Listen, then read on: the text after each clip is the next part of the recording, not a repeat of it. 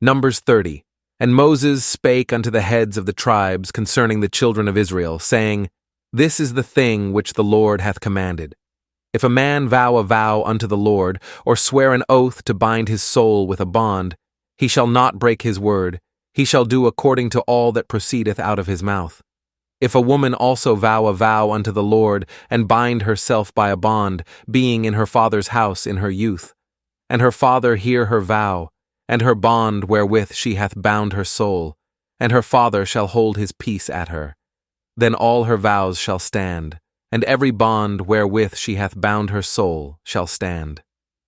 But if her father disallow her in the day that he heareth, not any of her vows or of her bonds wherewith she hath bound her soul shall stand, and the Lord shall forgive her, because her father disallowed her.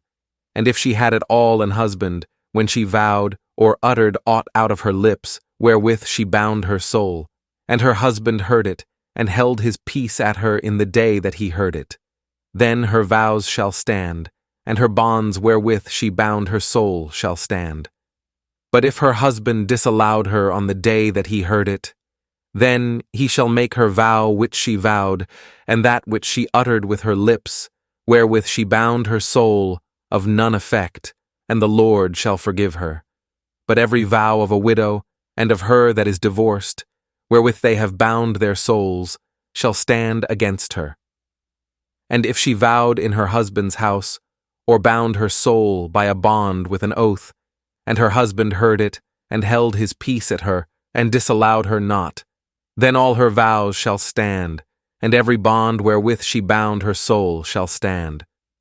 But if her husband hath utterly made them void on the day he heard them, then whatsoever proceeded out of her lips concerning her vows, or concerning the bond of her soul, shall not stand.